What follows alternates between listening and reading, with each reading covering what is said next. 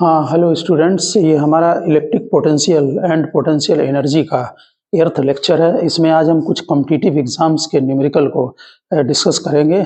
Natural है कि इसके पहले की थ्योरी और जो दो न्यूमेरिकल हमने बोर्ड लेवल के डाले हैं उनको पहले आप क्लियर करें, ठीक है ना।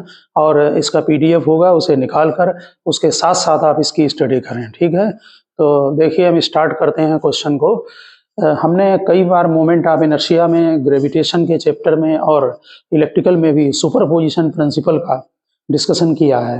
तो आप देखें उसको यहाँ पर कैसे यूज करते हैं। सबसे जो पहला क्वेश्चन है उसमें हमने एक ये हेमीस्फेयर है, इसमें यहाँ पर नोट है ये हेमीस्फेयर, इसमें टोटल चार्ज Q है, इसका सेंटर O है, रेडियस कैपिटल R है।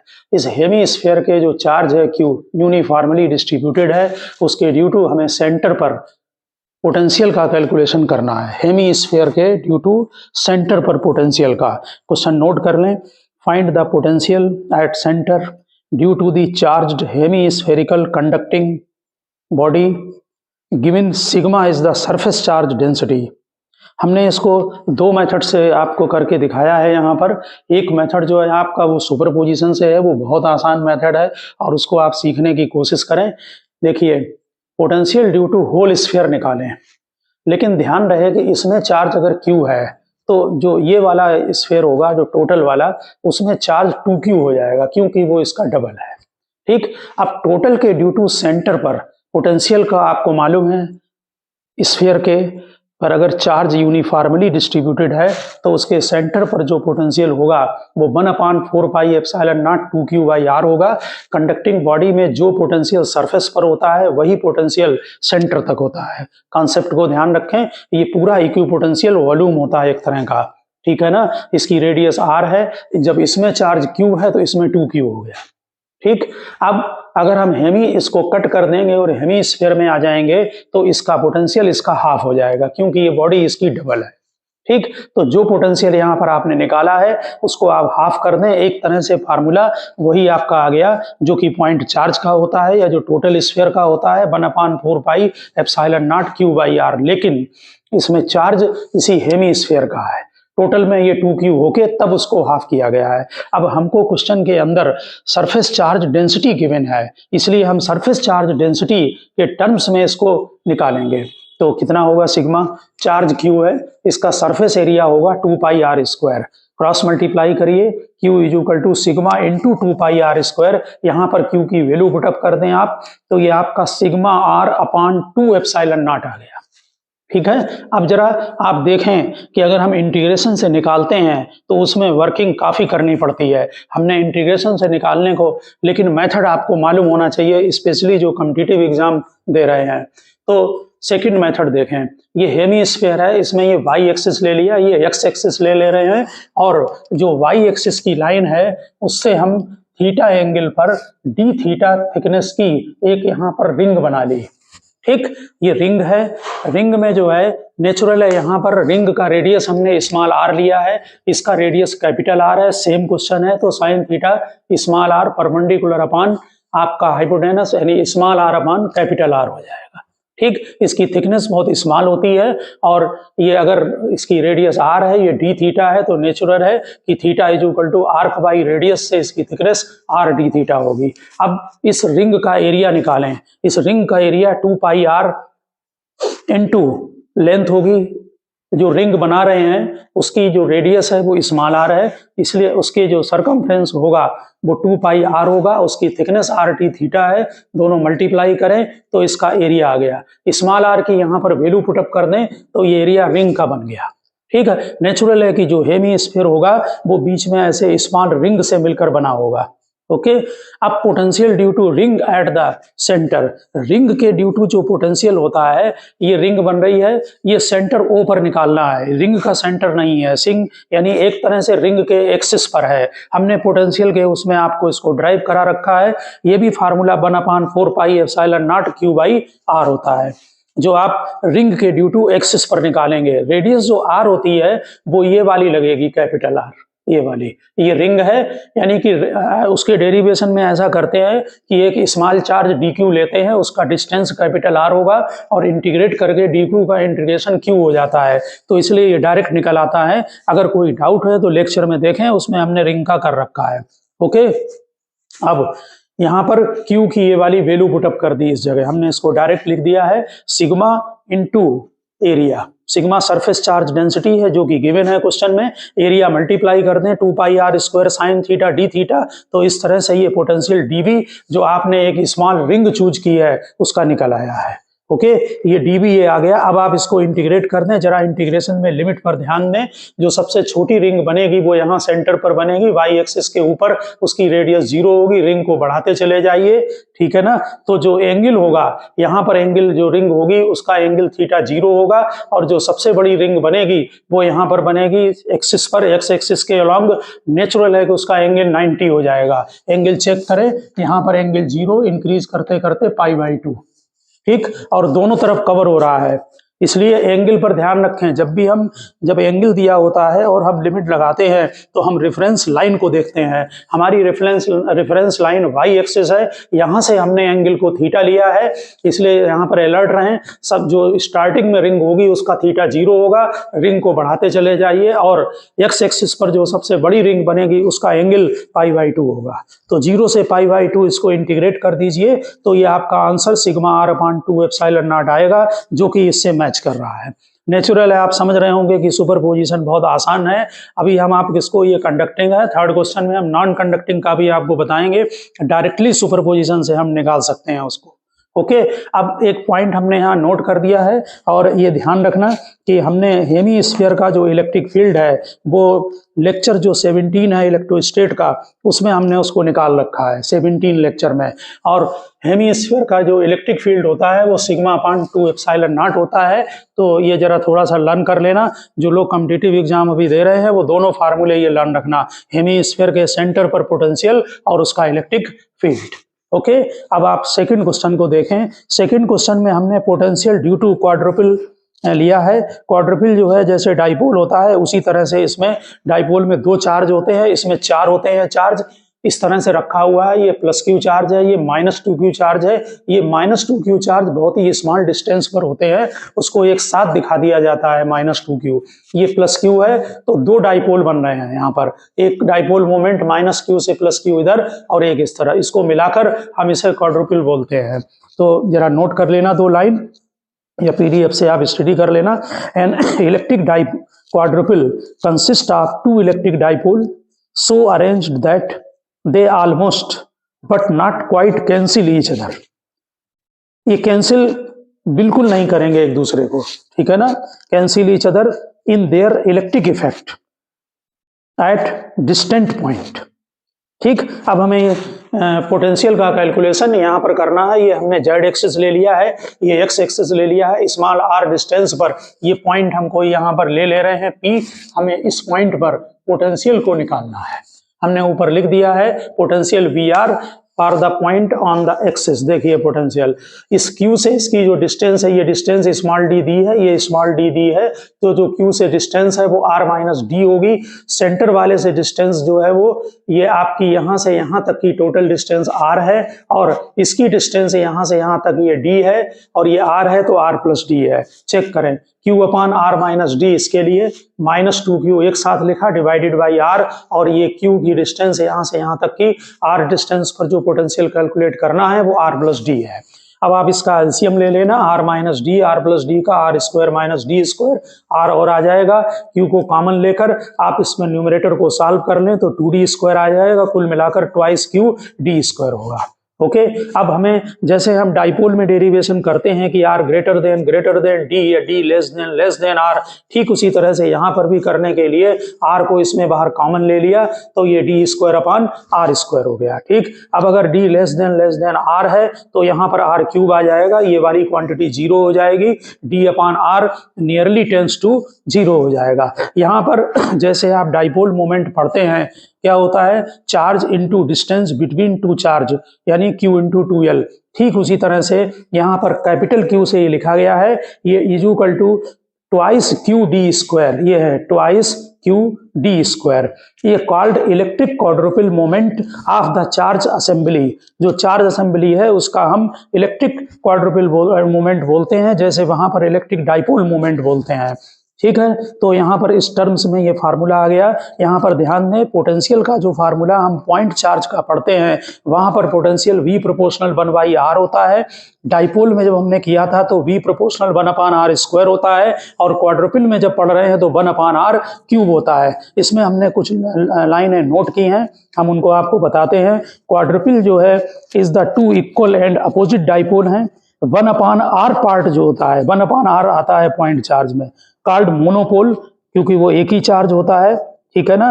Terms depends on the charge distribution. ये जो 1/r पार्ट है ये चार्ज डिस्ट्रीब्यूशन पर डिपेंड करेगा।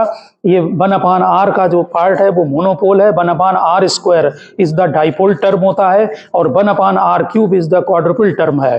ठीक है। This term indicate how the charge distributed and type of analysis is called an expansion of monopole multipole. ठीक, ये एक्सपेंशन ऐसे ही मल्टीपोल में होता चला जाता है। तो आप समझ गए होंगे क्वाड्रुपल की थ्योरी को, उसका हम पोटेंशियल यहाँ पर कैलकुलेट कर सकते हैं। नेक्स्ट आप जरा थर्ड क्वेश्चन में देखें कि सुपरपोजिशन का किस तरह से यूज हुआ है। ये आपका नॉन कंडक्टिंग हेमीस्फीयर है। ठीक, नेचुरल है कि अगर नॉन कंडक्टिंग हेमीस्फीयर है तो उसमें चार्ज जो है वो इनसाइड भी फिलअप होगा। आप नोट करें उसमें क्वेश्चन में, find the potential due to non conducting hemisphere at the centre. ये नॉन कंडक्टिंग हेमीस्फीयर है, इसके सेंटर ओ पर हमें पोटेंशियल का कैलकुलेशन करना है। इसमें टोटल चार्ज क्यू है। तो देखिए सुपरपोजिशन से हम क्या करेंगे कि ये टोटल स्फीयर बना लिया। जब इसमें चार्ज क्यू है तो इसमें चार्ज 2q होगा। ठीक, पहले वाला कंडक्टिंग था इसलिए उसमें चार्ज सरफेस पर था, इसमें चार्ज इनसाइड भी होगा। हमने नॉन कंडक्टिंग के केस में आपको पोटेंशियल का डेरिवेशन थ्योरी में कराया है। यहाँ पर जो पोटेंशियल सरफेस पर होता है, जो सेंटर पर पोटेंशियल होगा उसका 3/2 होता है, और सरफेस पर पोटेंशियल में ये ऐसे बिहेव करता है कि जैसे सारा चार्ज सेंटर पर कंसंट्रेट हो। अगर नहीं भी फार्मूला ध्यान है तो यहीं पर ध्यान कर लें कि ये टोटल जो चार्ज है उसकी वजह से जो सरफेस के ऊपर पोटेंशियल होगा वो 1/4 पाई एप्सिलॉन नॉट 2q/r होगा, क्योंकि इसमें चार्ज 2q है। और सेंटर पर पोटेंशियल नेचुरल है, वो उसमें थ्योरी में देखें आप नॉन कंडक्टिंग के उसमें उसका 3/2 होता है। तो हमने इस टोटल के ड्यू टू सेंटर पर पोटेंशियल का कैलकुलेशन कर लिया। अब इसका जस्ट हाफ कर दें तो इसका निकल आएगा। तो 2q में से हटा दीजिए, यहाँ पर q आ गया, ये सेंटर पर पोटेंशियल बन गया हेमीस्फीयर का। अगर डेंसिटी वगैरह कोई भी चीज गिवन है तो आप उसके टर्म में ऑब्जेक्टिव में उसको कन्वर्ट कर लेना। हाँ, अब ये आप जरा नेक्स्ट क्वेश्चन 4 को देखें। इसमें ये 3 कंडक्टिंग सेल दी हुई हैं। एक सेल A है, दूसरी सेल B है और तीसरी सेल C है। ये तीनों कंडक्टिंग सेल हैं। इनमें ये गिवन है कि A में चार्ज Q सप्लाई किया है, और जो C वाली बॉडी है उसमें चार्ज 2Q सप्लाई किया है, और B को हमने अर्थ कर दिया है। ये क्वेश्चन में गिवन है। ठीक, A की रेडियस r है, B की रेडियस 2r है और C की रेडियस 3r है। तीनों की रेडियस गिवन है। आप क्वेश्चन को नोट कर लें। लिखें ABCR conducting spherical shell, charge Q is given to shell A and charge 2Q। ध्यान दें 2Q चार्ज C को दिया गया है, ये यहाँ पर लिखा हुआ है। ठीक, अब देखें जरा, पहला इलेक्ट्रोस्टैट का की पॉइंट ध्यान रखें कि जब भी हम किसी बॉडी को अर्थ करते हैं तो उसका पोटेंशियल जरूर 0 होगा। ठीक, दूसरा A और C को हमने कनेक्शन कर दिया है तो इसका मतलब है कि A और C का पोटेंशियल सेम होगा। हम इन दो कॉन्सेप्ट की हेल्प से इसके एक एक सरफेस पर चार्ज का कैलकुलेशन करेंगे। ठीक, ये कंडक्टिंग सेल हैं ABC, रेडियस गिवन है r 2r और 3r। तो A के अंदर की साइड में कभी चार्ज नहीं रहता। ध्यान रखना कि कंडक्टिंग बॉडी के जो चार्ज होता है वो हमेशा सरफेस के ऊपर रहता है। तो A के ऊपर वाली लेयर में चार्ज Q1 होगा। आमने सामने चार्ज हमेशा इक्वल और अपोजिट होता है। ये बात हमेशा ध्यान रखें। आपने गॉस लॉ में भी क्वेश्चन लगाए होंगे, वहां भी इस कॉन्सेप्ट का यूज किया था। तो आमने सामने इसमें चार्ज Q1, सामने -Q1। अब B की आउटर लेयर में चार्ज हमने एज्यूम कर लिया Q2। उसके सामने C की जो इनर लेयर है उसमें चार्ज -Q2 होगा। आप सामने सामने इक्वल और अपोजिट। अब जरा ध्यान दें, A और C दोनों में मिलाकर टोटल चार्ज 3q होगा, क्योंकि A को आपने q दिया है और C को चार्ज 2q दिया है। तो इससे आउटर लेयर में चार्ज निकालने में हेल्प मिलेगी। आपने A के आउटर सरफेस पर चार्ज q1 लिया है और C की इनर सरफेस पर चार्ज q2 लिया है, तो जो C की आउटर सरफेस होगा उसमें जो चार्ज होगा, ध्यान दें, वो 3q minus q1 plus q2 होगा। क्यों? q2 कैंसिल हो गया, q1 कैंसिल हो गया माइनस प्लस से, और A और C दोनों में मिलाकर जो टोटल चार्ज आया है वो 3q आ गया। ठीक, ध्यान रखें, A पर चार्ज q1 है, C की इनर सरफेस पर माइनस q2 एज्यूम किया है, तो इन दोनों के रिवर्स साइन को यहां लगाकर 3q में प्लस कर दें तो नेचुरल है कि q1 और q2 कैंसिल हो जाएंगे और A और C दोनों में मिलाकर टोटल चार्ज 3q हो जाएगा। ठीक है। अब बेसिक कॉन्सेप्ट, बी का पोटेंशियल 0। जिस हम बॉडी को अर्थ करते हैं उसका की पॉइंट है कि उसका पोटेंशियल जरूर 0 होगा। अर्थ में चार्ज सप्लाई भी हो सकता है और चार्ज अर्थ से उसमें आ भी सकता है बॉडी में। ठीक, और एक कॉन्सेप्ट हम फिर रिपीट कर रहे हैं, ध्यान रखना, कि अगर ये कोई कंडक्टिंग बॉडी है तो इसके सरफेस पर जो पोटेंशियल होता है वही पोटेंशियल अंदर सेंटर तक होगा। ठीक, अब ध्यान दें, वहां चेक करें, VB is equal to 0, B का पोटेंशियल 0। एक एक उसमें लाइन को चेक करना, अंदर 1/4πε0 हमने कॉमन ले लिया है। देखिए, ए की आउटर लेयर में चार्ज q1, लेकिन हम पोटेंशियल बी पर निकाल रहे हैं और ये अंदर चार्ज है, तो जो अंदर चार्ज होगा तो उसमें डिस्टेंस हमेशा बाहर तक की लेंगे, इसलिए q1 में डिवाइड किया 2r। यहाँ कॉन्सेप्ट ध्यान दें, अगर कोई चार्ज यहाँ q रखा है और यहाँ पोटेंशियल निकालना है तो डिस्टेंस यहाँ तक की ली जाएगी। ठीक, तो अंदर वाला ये चार्ज, हमें बी पर पोटेंशियल कैलकुलेशन कर रहे हैं और ये चार्ज अंदर है, तो इसको सेंट्रलाइज्ड कर दीजिए सेंटर पर, और इसका सेंटर से यहां तक की जो डिस्टेंस है बी तक की वो 2r है, इसलिए q1/2r लगेगा। अगर कॉन्सेप्ट में कंफ्यूजन है तो थ्योरी में देखें, वहां पर लेक्चर में दे रखा है। Minus q1 charge inner surface पर है बी के और इसकी डिस्टेंस सेंटर से 2r है, ये सरफेस ही है, इसलिए -q1/2r। q2 बी की आउटर लेयर पर है, इसकी भी जो रेडियस है यानी डिस्टेंस वो 2r ली जाएगी और इसी के सरफेस पर हम पोटेंशियल निकाल रहे हैं बी पर, क्योंकि ये अर्थड है, तो q2/v2r होगा। अब जो C है उसमें चार्ज की इनर लेयर पर चार्ज -q2 है और -q2 से हमें अंदर निकालना है, तो जितना पोटेंशियल C के सरफेस पर होगा ड्यू टू -q2 उतना ही पोटेंशियल अंदर तक होगा। इस कॉन्सेप्ट पर किसी भी कंडक्टिंग बॉडी में जो पोटेंशियल सरफेस पर है वही अंदर तक होता है, तो अंदर कभी अगर पोटेंशियल आपको निकालना है तो सरफेस पर पोटेंशियल निकालिए और वही अंदर की वैल्यू को ले लीजिए। तो यहाँ -q2 की वजह से जो C पर पोटेंशियल होगा वही पोटेंशियल B पर होगा, तो इसलिए -q2/3r। अब C की आउटर लेयर पर जाएं, उसमें चार्ज आप कैलकुलेट कर चुके हैं और इसमें 3r को डिवाइड कर दें, क्योंकि हम B पर पोटेंशियल निकाल रहे हैं और वो पॉइंट इसके अंदर है। ठीक, और इस पोटेंशियल को 0 कर दें। इसको सॉल्व करने पर ये इक्वेशन नंबर 1 आएगी, आप इसको अपने हाथ से सॉल्व करके जरूर देखें। ओके, अब दूसरा कॉन्सेप्ट, ए का पोटेंशियल निकालिए और सी पर पोटेंशियल निकालिए। फिर अपने कॉन्सेप्ट को रिपीट करें कि ए पर जब पोटेंशियल का कैलकुलेशन करेंगे तो 1/4πε0 कॉमन लिया। एक एक पॉइंट को चेक करें, हम यहां से बता रहे हैं। ये चार्ज q1 ए के ऊपर है और हमें पोटेंशियल ए का ही निकालना है, इसलिए q1/r, कैपिटल R। फिर -q1, ये बी की इनर लेयर पर है और इससे पोटेंशियल अंदर निकालना है, इसलिए -q1 की वजह से पोटेंशियल बी पर निकालिए, वही पोटेंशियल अंदर तक होगा, तो -q1/2r। चेक करें।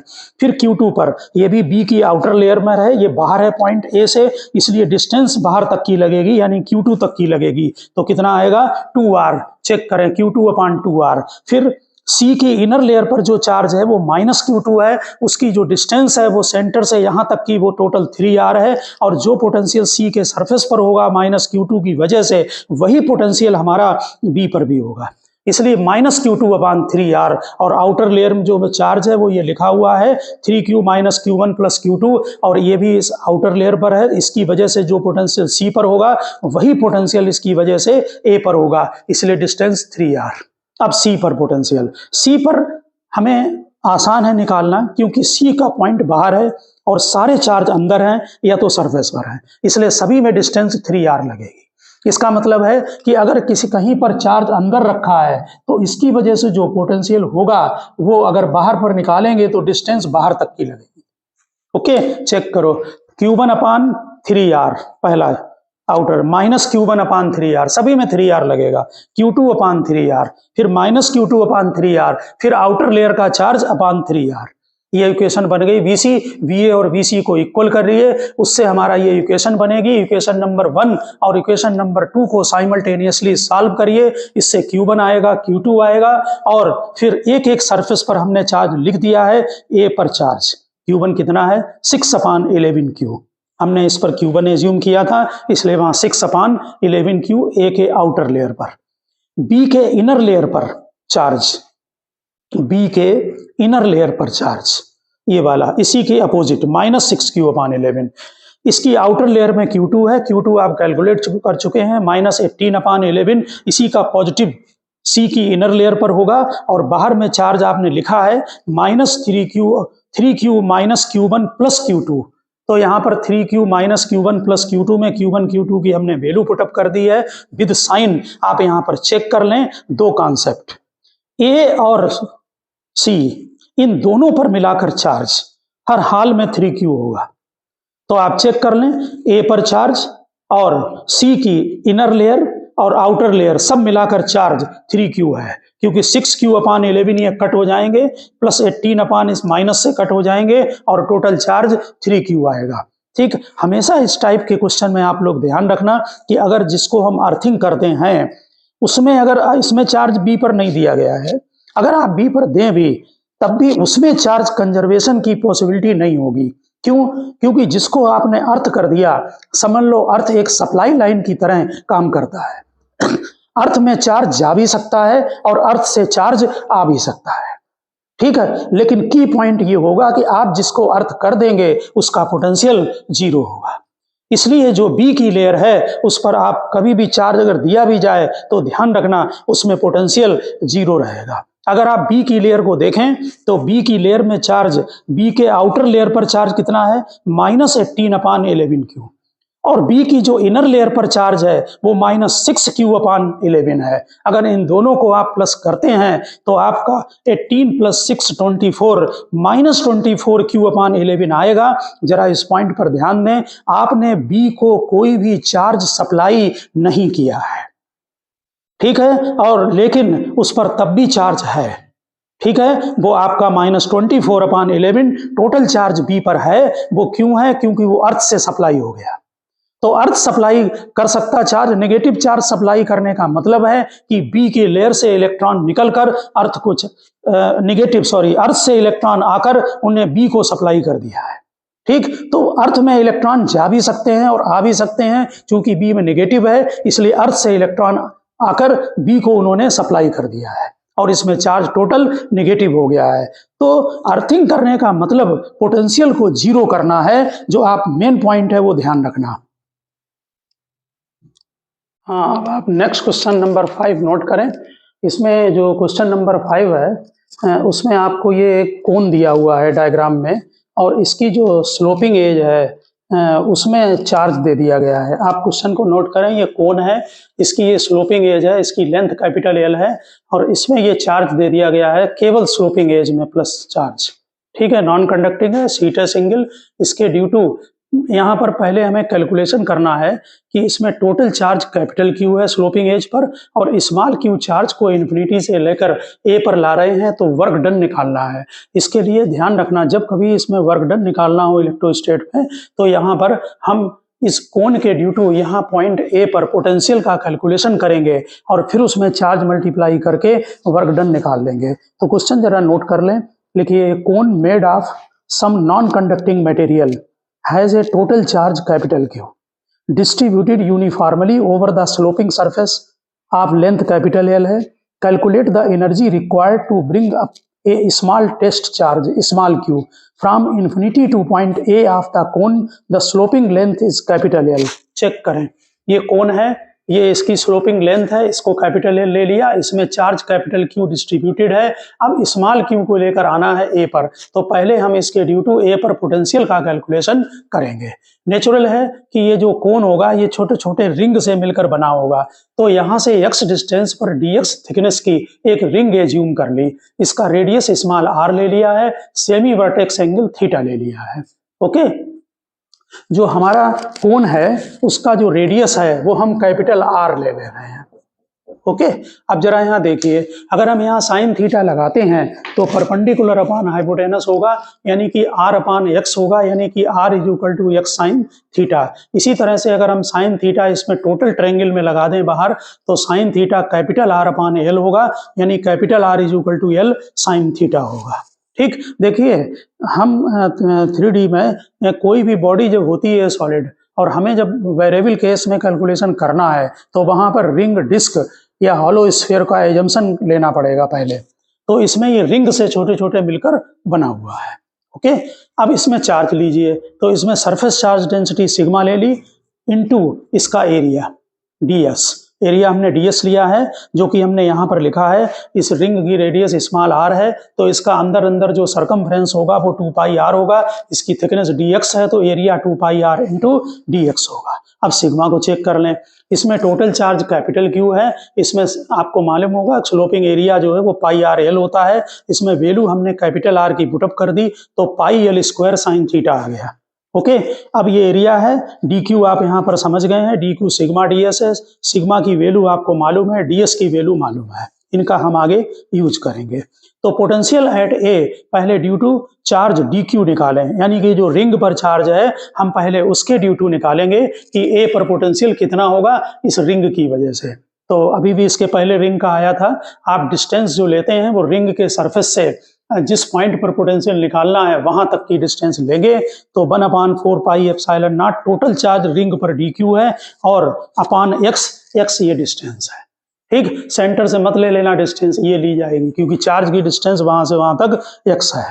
ठीक, अब dq की वैल्यू पुटअप कर दें, सिग्मा इंटू ds, हमने ds सिग्मा लिखा है और ds 2 पाई r इंटू dx लिख दिया है। ओके, अब यहाँ पर जो स्मॉल r है उसकी वैल्यू x साइन थीटा वो वहां पुटअप कर दी, क्योंकि वेरिएबल dx है इसे x में लाना पड़ेगा।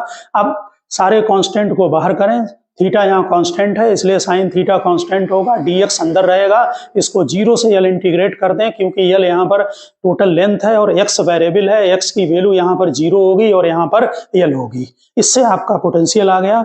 और इसमें हम फिर बाद में हमने इसकी वैल्यू पुटअप कर दी है सिग्मा की वैल्यू ये लिखी हुई है q अपान पाई l स्क्वायर साइन थीटा, इससे आपका पोटेंशियल आ गया। अब x पर कितना होगा, अब वर्क डन होगा q इंटू v, क्योंकि इन्फिनिटी से ला रहे हैं, चेंज इन पोटेंशियल होता है, इन्फिनिटी पर पोटेंशियल को 0 मान लेते हैं तो ये टोटल वर्क डन आ गया। वेरिएबल केस में आप निकालना सीखें क्वांटिटी को। नेक्स्ट क्वेश्चन आप 6 नोट करें, इसमें 6 क्वेश्चन में एक स्फेरिकल बॉडी है और उस स्फेरिकल बॉडी में चार्ज दे दिया गया, यानी कि पोटेंशियल से दिया उसको चार्ज दे दिया, तो रेडियस में चेंज कैपिटल R हो गया, थोड़ा रेडियस चेंज हो जाएगा। लिखिए a soap bubble of radius R, small r लिखना, and surface tension T is given a potential V volt, so that new radius capital R लिखना is related to its initial radius by this equation, ऊपर equation लिखी हुई है, P is the atmospheric pressure. तो जरा check करें, पहली बात आपको सरफेस टेंशन के चैप्टर से मालूम होगा कि जो इनसाइड प्रेशर होता है तो बबल में वो 4T/R एक्सिस होता है, ये बाहर की तरफ लगेगा inside pressure, atmospheric pressure P दिया है जो कि इनसाइड लगेगा, और सरफेस टेंशन का जो प्रेशर लगता है वो भी इनसाइड लगेगा। टेंजेंशियल होता है, टेंजेंशियल ऐसे लगाते हैं, सरफेस टेंशन में चेक करें उसका कंपोनेंट इधर लगा, अगर भूल गए हो तो सरफेस टेंशन का चैप्टर में निकाल कर लेक्चर को चेक करें। तो इनसाइड प्रेशर इनिशियल कितना होगा, P plus 4T/R, initial radius small r है, सरफेस टेंशन T है, ये इनिशियल प्रेशर होगा इनसाइड। फाइनल प्रेशर, अब आपने इसको चार्ज दे दिया क्योंकि V पोटेंशियल से आपने इसको चार्ज कर दिया है, यानी कि इसमें चार्ज Q आ गया है। ओके, तो जो प्रेशर होता है यहाँ पर इलेक्ट्रिक के चैप्टर में, वो आप इलेक्ट्रोस्टेट में पढ़ चुके हैं, वो sigma square upon 2 epsilon not होता है। ठीक, ये फोर्स, ये प्रेशर का formula force per unit area का इलेक्ट्रोस्टैटिक प्रेशर में हम करा चुके हैं। ठीक, यहाँ ध्यान देना, ये जो प्रेशर होगा जब इसमें एक सा चार्ज होगा, जैसे ये पॉजिटिव चार्ज है तो रिपल्सन करेगा तो किधर लगेगा, बाहर की तरफ लगेगा। इसका मतलब जो इनसाइड प्रेशर होगा फाइनल, वो P+4T/R को जो बैलेंस कर रहा था उसमें ये माइनस करेंगे, क्योंकि ये आउटर में लगेगा, P इनसाइड होगा, सरफेस टेंशन का प्रेशर भी इनसाइड होगा। ठीक, माइनस प्लस की चेकिंग ठीक से करना। इनिशियल वॉल्यूम इसका होगा 4/3 pi r cube, final volume 4/3 capital R cube. आपने इसको पोटेंशियल V तक चार्ज किया है, इसलिए 1/4 pi epsilon not Q by R होगा, और Q इज इक्वल टू 4 पाई, इसको क्रॉस मल्टीप्लाई करें तो Q आ गया। अब सिग्मा क्या होगा, Q/4 पाई R square, surface charge density. इसमें Q की वैल्यू पुटअप कर दें, क्योंकि हमें आंसर वहां पोटेंशियल V में लाना है, इसलिए सिग्मा एप्सिलॉन नॉट V/R होगा। अब फाइनल जो आपने ये प्रेशर निकाला है अंदर का, ये है इनसाइड प्रेशर, ठीक है, वो इनिशियल, ये फाइनल।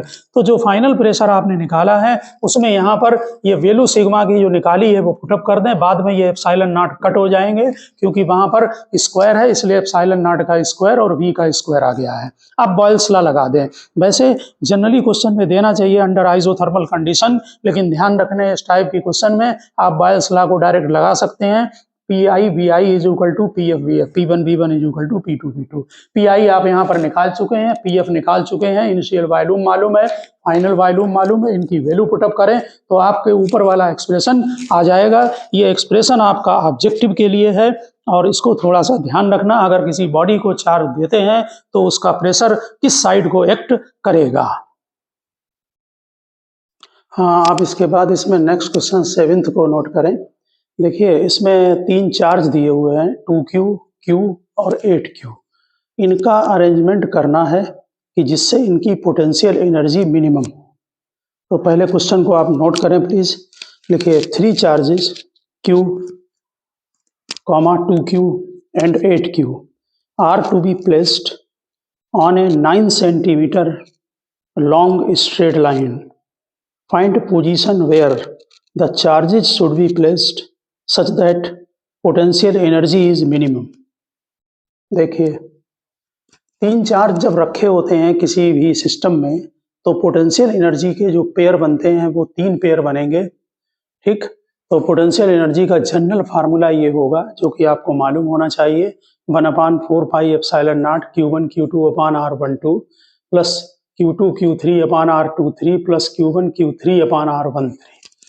तो इसमें हमें 3 चार्ज का अरेंजमेंट स्ट्रेट लाइन में करना है। उसके लिए आप ये देखें कि जो चार्ज बड़े चार्ज हैं, जैसे 2Q और 8Q का मैग्नीट्यूड चार्ज का मैक्सिमम है इन तीनों में से। सबसे ज़्यादा 8Q है, फिर 2Q है, फिर Q है। नेचुरल है कि अगर हम इनको दोनों चार्ज को लार्ज डिस्टेंस पर रख देंगे तो उसके ड्यू टू पोटेंशियल एनर्जी कम हो जाएगी। ठीक, यानी मिनिमम होगी केवल 2 चार्ज के ड्यू टू। तो यहाँ पर 2Q और 8Q चार्जेस को आप कॉर्नर पर रखें। ठीक, इससे क्वेश्चन को सॉल्व करने में इजी होगा और जल्दी सॉल्व होगा। ठीक, तो 3 सिस्टम है, लाइन है, उनको लार्ज डिस्टेंस पर रख दें, 2 चार्ज वो बड़े वाले हैं। अब रिमेनिंग 2 पेयर बनेंगे, क्योंकि यहाँ पर 3 पेयर हैं। अब जो Q1 और Q3 का पेयर है उसकी ज़रूरत नहीं है, क्योंकि हमने उसको डिस्टेंस लार्ज करके मिनिमाइज कर दिया है।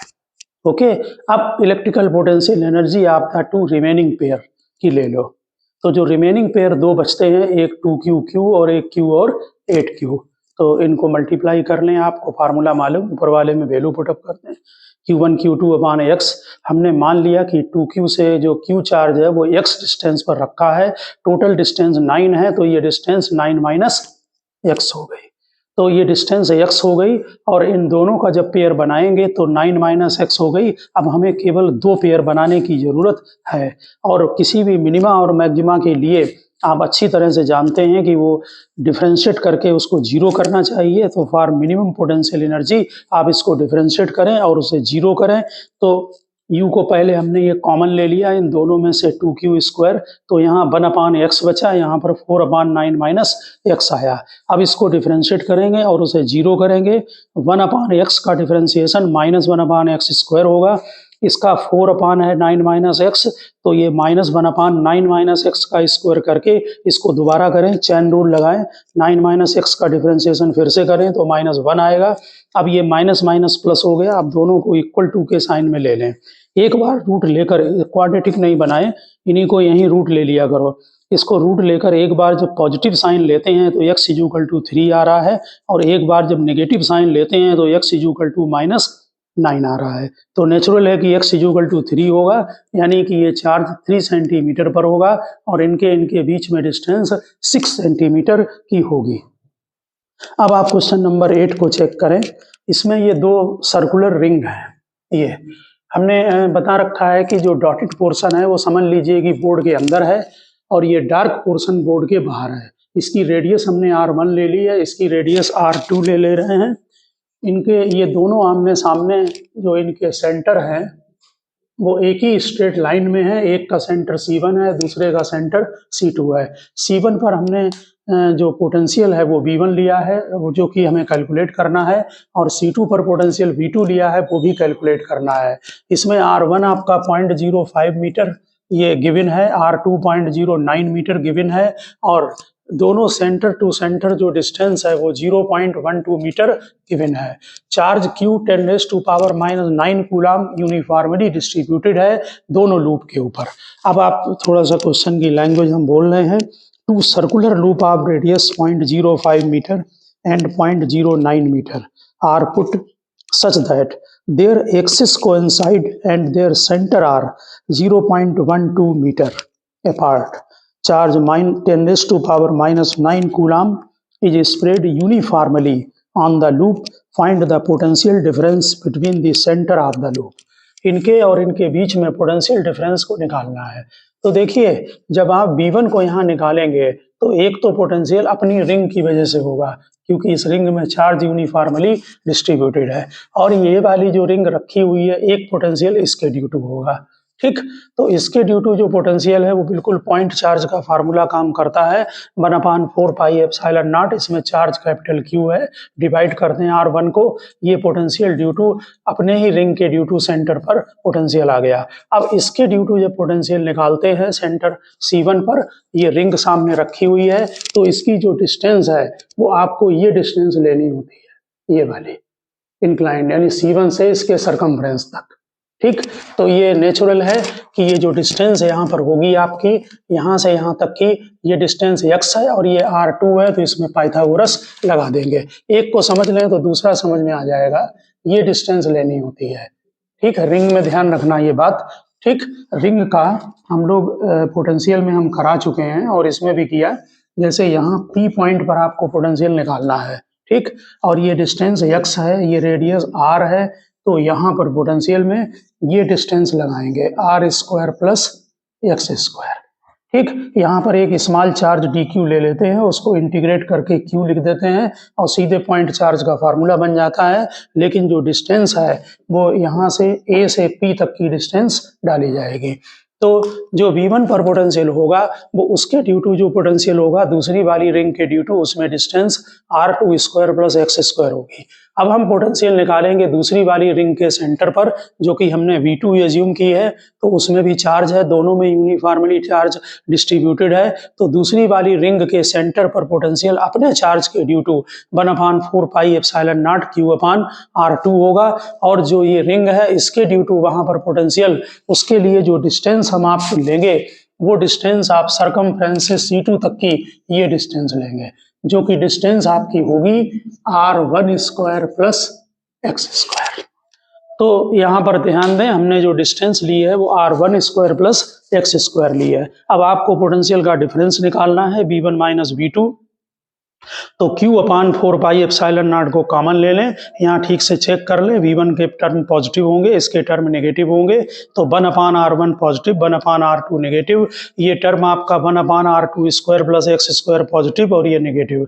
फिर इसमें आप वैल्यू पुटअप कर दें, R1 R2 आपको मालूम है, ये कैलकुलेशन आपकी वर्किंग है, ठीक है ना, उसको कैलकुलेशन करके चेक करें तो आपका पोटेंशियल का डिफरेंस जो है वो 7.1 × 10⁴ वोल्ट आ रहा है। तो ओके स्टूडेंट, हमने आज आपको 8 क्वेश्चन कराए हैं। बचे हुए क्वेश्चन हम नेक्स्ट वीडियो में डालेंगे, तो मिलते हैं नेक्स्ट वीडियो में। आप इसको प्रिपेयर करें प्लीज़।